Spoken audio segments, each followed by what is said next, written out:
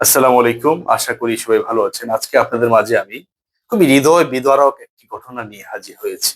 এবং আমার পাশে যে ভাইটি বসা আছে, সজীব ভাই, উনি হচ্ছেন একজন পাঠাও চালক। ঢাকাতে পাঠাও চালিয়ে জীবিকা নির্বাহ করেন। অনেক কষ্ট করেন সারাদিন, সেই রোদ, বৃষ্টি, ঝড়। এর মধ্যে আপনারা জানেন বর্তমানে তেল সংকট, তাও কিন্তু যুদ্ধ করেই যাচ্ছেন একটি জীবনের জন্য, নিজেকে ভালো রাখার জন্য। কিন্তু অনেক দুঃখের সাথে বলতে হয়, অডিয়েন্সের কাছে আমার একটি প্রশ্ন, আপনারা মতামত দিবেন এবং আপনারা কমেন্টে আমাদেরকে পরামর্শ দিবেন যে আসলে আমাদের কি করণীয়। উনি বিয়ে করেছেন, ওনার বউ আছে, একটি বাচ্চা আছে 14 মাস বয়সের। কিন্তু ওনার শাশুড়ি ওনাকে, ওনার বউ বাচ্চাকে দিচ্ছেন না। আজকে দীর্ঘ অনেক দিন ধরে উনি অনেকভাবে চেষ্টা করতেছেন এবং ওনার শাশুড়ির বাসায় গিয়েছিলেন, যেখানে বউ বাচ্চা আছে, কিন্তু সেখান থেকে ওনাকে শাশুড়ির ফ্যামিলি অনেকেই মারমুখী আচরণ করেছেন। এবং সেটা নিয়ে উনি আশুলিয়া থানায় একটি জিডিও করেছিলেন, তাও এখনো কোনো সুরাহা হচ্ছে না। কিন্তু এই ঘটনার পিছনে একটি বিষয় উঠে এসেছে, সেটা হচ্ছে খুবই আমাদের কাছে খুবই দৃষ্টিকটু মনে হয়েছে। যে ওনার ওয়াইফের পরিবার অত্যন্ত স্বাবলম্বী, এক কথায় হচ্ছে বিত্তশালী বলা যায়। আর উনি মোটামুটি কোনো রকম ভাবে জীবিকা নির্বাহ করে বেঁচে আছেন, একজন পাঠাও চালক। তো ওনার যখন বাচ্চাটি হয়, বাচ্চাটি মেডিকেলে যখন সিজারে হয়, সেখানে এখানে 55,000 টাকার মতো একটা বিল আসছিল। কিন্তু যেহেতু ওনার ওয়াইফের ফ্যামিলি অবস্থাটা ভালো আছে এবং ওনার যেহেতু সেই সক্ষমতা ছিল না, এই বিলটি পরিশোধ করেছিলেন ওনার ওয়াইফের ফ্যামিলি, ওনার শাশুড়ি এবং শ্বশুর। এবং সেখান থেকে এই ঘটনার সূত্রপাত। এখন তারা নাকি বলতেছেন যে এই বাচ্চাটাও ওনাকে দেখাচ্ছেন না। তাদের প্রশ্ন হচ্ছে যে তুমি তো বিলই দিতে পারো না, আমরা বিল দিয়েছি, আমরা ছেলে নিয়ে আসছি, আমরা কেন তোমাকে দেখাবো। আসলে কথাটি যদি ওনারা এভাবে বলে থাকেন, অত্যন্ত আমার কাছে খারাপ লেগেছে এবং সাধারণ জনগণের কাছেও খারাপ লাগবে। কারণ ওনারা বিল দিয়েছেন, ওনাদের বিত্তশালী অর্থ আছে, দিতেই পারেন। কিন্তু এই জন্য একটা মানুষ যেহেতু অপারগতা স্বীকার করেছে বা তার সেই অবস্থা নেই একজন পাঠাও চালকের, তাহলে সেই ক্ষেত্রে তার বউ বাচ্চা থেকে তাকে দূরে রেখে তাকে প্রতিনিয়ত হুমকি দেওয়া বা বাচ্চাটা না দেখানো কতটুকু যুক্তিযুক্ত বিষয়, এটা আসলে আমি প্রশাসনের দৃষ্টি আকর্ষণ করছি। এবং ওনার শ্বশুরের বাসা হচ্ছে আপনার আশুলিয়া থানার অন্তর্ভুক্ত পল্লী বিদ্যুতে। তো তারপরও আজকের এই ভিডিওটি হচ্ছে সাধারণ মানুষের কাছে একটি মেসেজ পৌঁছে দেওয়া। এবং আমি যদি ওনার জন্য কিছু করতে পারি, আমি ব্যক্তিগতভাবে বলতে চাচ্ছি যে যদি ওনারা এই 55,000 টাকার জন্য ওনার বউ বাচ্চা আটকে রাখেন, প্রয়োজনে ওই টাকাটা, ওনার যেহেতু কোনো ব্যবস্থা নেই, সেটা আমি অথবা আমার অনেক ভাই বন্ধুরা আছেন, আমার অনেক আত্মীয় স্বজনরা আছেন যারা অনেক সময় অনেক ধরনের সহযোগিতা এগিয়ে আসেন, হয়তো আমরা সবাই মিলে প্রয়োজনে সেটা আমরা ব্যবস্থা করে দিলাম। তাহলেও কি বউ বাচ্চাটা আমরা পাবো বা আমরা কি পারবো একটি সংসারকে জোড়া লাগাতে? আপনাদেরকে আমরা অবশ্যই পরবর্তী একটা ভিডিওতে দেখাবো যে আমরা আশুলিয়াতে গিয়েছি এবং সামাজিকভাবে আমরা চেষ্টা করব। সেই আপডেটটা আপনারা ইনশাল্লাহ পাবেন। আমি এই মানুষটার কান্নাগুলো আর নিতে পারছি না। উনি অনেক চেষ্টা করেছেন আমার কাছে আসার জন্য। তো আমি ওনাকে বলেছিলাম যে আমি ঢাকার বাইরে আছি, যে আপনি একটা দিন আসবেন। আপনার এই ঘটনাটা সংক্ষেপে একটু দেশ বিদেশের উদ্দেশ্যে, মানুষের উদ্দেশ্যে একটু তুলে ধরবেন প্লিজ। একটু ক্যামেরায় তাকিয়ে বলবেন।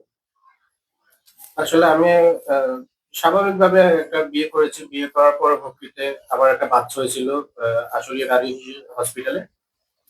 পরবর্তীতে বাচ্চাটা যখন হয়েছে, আল্লাহর হুকুম হয়েছে, আসলে মেয়েটা অনেক কষ্ট করে একটা বাচ্চা জন্ম দিয়েছে, কিন্তু আমি আসলে বাচ্চাটা আজ পর্যন্ত আমি সামান্য একটুখানি দেখেছিলাম। আর এরপরে আমি যখন ওনাদের বাসা বারবার যাইতাম, ওনারা হঠাৎ করে আমাকে বাসা থেকে বের করে দিয়েছে। বের করার পরবর্তীতে আমি কোনো কারণ ইস্যু কোনো কিছু খুঁজে পাচ্ছি না, এবং বারবার চেষ্টা করছি এটাকে মীমাংসা করার জন্য, স্থানীয়ভাবে বা অন্যান্য সকলের সাথে যোগাযোগ করছি। আমি লাস্ট পর্যন্ত আশুলিয়া থানাতে একটা জিডি করতে বাধ্য হয়েছি যে আমার বাচ্চাদের দেখার জন্য। এমনও দিন গেছে যে আমি তাদের দরজায় গেটের বাইরে 2 ঘন্টা বসেছিলাম, বসে থেকে আমার বাচ্চাটাকে আমি এক পর্যন্ত দেখতে পাইনি। না থাকার পরবর্তীতে আমি দিশেহারা হয়ে, পাগল পারা হয়ে আমি আসলে রাস্তা মানে নিজেকে আর কন্ট্রোল করতে পারতেছি না। আমি এমন সময় গেছে, আমি মানসিক ডাক্তার দেখে আমি ওষুধ খেতে বাধ্য হয়েছি যে আমি আর নিতে পারতেছি না রোগটা, যে কি অপরাধের কারণে, কোন ভুলের কারণে আমাকে আজকে আমার বাচ্চা, স্ত্রী সন্তান থেকে আমাকে দূরে রাখছে, আমি তাও খুঁজে পাচ্ছি না। আমি সকালের প্রতি অনুরোধ করব আপনারা এবং প্রশাসনের মাধ্যমে আমাকে, যদি আমার রাষ্ট্রীয় আইনে যা যে সংবিধান, রাষ্ট্রীয় যে আইনে যদি আমার কোনো সহযোগিতা পেয়ে থাকি আমি সেটা নেওয়ার জন্য আমি জানাতে চাই যে আমি আমি আমি আইনে তো আছি। সাধারণ মানুষ, আমার কাছে কি আশা নিয়ে আপনি না এতদিন ভাই, ধরে আপনি ঘুরতেছেন? অনেক কিছু করতেছেন। আপনি সমাজের মাঝে, আমরা আপনার ভিডিও দেখে স্যাটিসফাইড যে আপনি সমাজের মাঝে অনেক অসহায় মানুষকে আপনি সহযোগিতা করে এই পর্যন্ত আল্লাহ আপনাকে মঙ্গল করবে, এটা আমি মন থেকে দোয়া করি। সেই আশা নিয়ে আসছেন? সেই আশা নিয়ে আসছি। আচ্ছা দর্শক, আমি এখানে সামাজিক যোগাযোগ মাধ্যমে আমি ওনার নামটাও নিতে চাচ্ছি না। এবং ওনার যে শাশুড়ির পরিবার, আমি ওই শাশুড়ি মার দৃষ্টি আকর্ষণ করছি। আপনাদেরও আমি নামটা নিচ্ছি না, এই জন্য নিচ্ছি না কারণ সামাজিক যোগাযোগ মাধ্যমে আপনাদের নাম ঠিকানাটা বললে আপনারা অনেক হেয় প্রতিপন্ন হবেন, মানুষ বাজে মন্তব্য করবে। কিন্তু এই ভিডিওটি একটি মেসেজ। আমি জানি আমার প্রোগ্রামটি হয়তো এই শাশুড়ি মাও দেখবেন, কারণ সারা দেশ বিদেশের মানুষ যেহেতু দেখেন, ওনার যে শাশুড়ি আম্মা আছেন উনি পর্যন্ত এই ভিডিওটি পৌঁছে যাবে। তো আমি এই ভিডিও বার্তা এই শাশুড়ি মাকে বলছি, এই আন্টিকে, যে দেখেন আপনার জামাইটা আমার কাছে এসেছে, আমি একজন সাধারণ মানুষ, মানুষের জন্য করার চেষ্টা করি, একজন মানবাধিকার কর্মী। আমি একটি মেসেজ দিচ্ছি আপনাকে মা, আসলে টাকাই জীবন না। আপনার মেয়েটা বিয়ে দিয়েছেন, একটা ছেলে বাচ্চা হয়েছে, তাদের সামনে অনেক ভবিষ্যৎ আছে। আপনি অনুগ্রহ করে, আমার এই ভিডিওর মাধ্যমে আপনাকে মেসেজ দিচ্ছি, এই জন্য আমি আপনাকে কোনো ধরনের আপনার মান সম্মান যাতে হানি না হয়, যেহেতু আমি শুনেছি আপনি অনেক বিত্তশালী মানুষ আপনারা, এই জন্য আপনাদের নামও নিচ্ছি না। কিন্তু আপনারা, আপনার জামাই আমার পাশে বসা আছে, আপনারা অবশ্যই আপনার মেয়েকে এবং বাচ্চাটাকে তাদের সাথে দিয়ে দিবেন।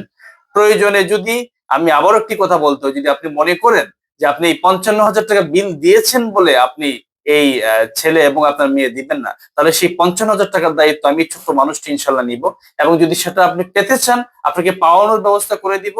যদি কোনো মানুষও আমার সাথে সহযোগিতা না করে, আমি ব্যক্তিগতভাবে, আমরা যত কষ্টই হোক, আমি নিজে প্রয়োজনের ব্যবস্থা করে দিব। তাও যদি একটি বাচ্চা তার বাবার মুখ দেখতে পারে, একটি বাবা তার বাচ্চার মুখ দেখতে পারি, তাহলে আমার কাছে সবচেয়ে আত্মতৃপ্তি মনে হবে যে আমি কিছু একটা করতে পেরেছি। কারণ আমরা এই সমাজে দেখেছি যে নারী নির্যাতনের গল্প খুব শুনেছি, কিন্তু পুরুষ নির্যাতনের গল্পটা আসলে উঠে আসে না। আমার কাছে মনে হচ্ছে যে ভাইটি পাশে বসা আছে, উনি পুরুষ নির্যাতন হচ্ছে। আশা করি যারা দেখছেন আমাকে, সবাই এই বিষয়ে মতামত দিবেন এবং আপনারা দোয়া করবেন যাতে ওনাকে ওনার বউ বাচ্চাটা এনে দিতে পারি। আমি আবারও ওই আন্টিকে আমি দৃষ্টি আকর্ষণ করে বলছি যে আপনি, আমি কোনোভাবেই আপনাকে, আমরা কোনো ধরনের হেয় প্রতিপন্ন করছি না সামাজিক যোগাযোগ মাধ্যমে। আপনি অবশ্যই এই ভিডিওটি দেখলে আপনি জামাইকে ডেকে, প্রয়োজনে যদি আমাকে মধ্যস্থতাকারী হিসেবে আপনার মনে করেন যে আমি যুক্ত বা এই যোগ্য লোক, তাহলে আমাকে অবশ্যই আপনারা ডাকবেন।